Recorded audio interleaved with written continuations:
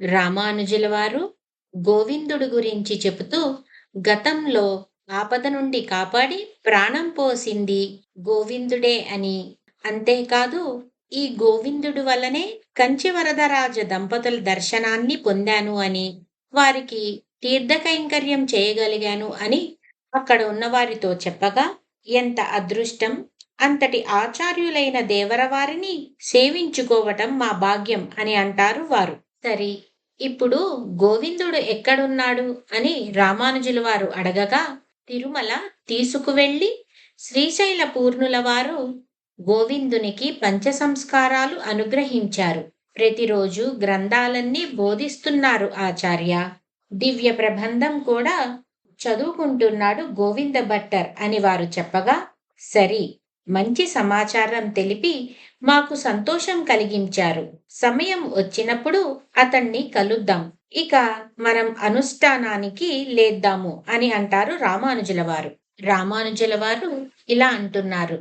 దాశరథి, మహాపూర్ణుల వారి తిరుమాలికకు వెళ్ళాలి. పోదామా? దారి తెలుసా అని అడగగా, నిన్ననే వారిని దింపి వచ్చాను కదా, జ్ఞాపకం ఉంది స్వామి. చిత్రవీధిలో ఉంది. పదండి, దాసుడు చూపిస్తాడు అని అంటాడు దాశరథి. వారు మహాపూర్ణుల వారిని కలవటానికి బయలుదేరతారు.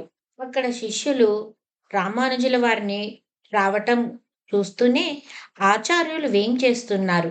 పదండి పదండి, ముందు వెళ్ళి తెలియబరుద్దాం అని అంటారు.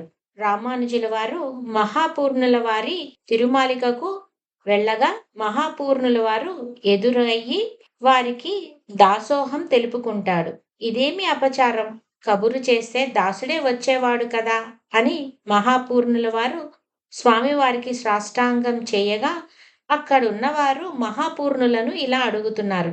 రామానుజుల వారు మీ శిష్యులు కదా, మీరు వారిని సేవిస్తారేమిటి అని అడగగా, వీరు మూర్తిభవించిన యామునాచార్యుల వారి కృప, వీరిలో మా ఆచార్యులనే చూస్తున్నా అని అంటారు మహాపూర్ణుల వారు. రామానుజుల వారిని అక్కడున్న వారు ఇలా అడుగుతున్నారు. ఆచార్యులు సేవిస్తుంటే దేవరవారు ఎలా అంగీకరించారు? వారిని నివారించవద్దా అని అడగగా, రామానుజుల వారు ఇలా అంటున్నారు.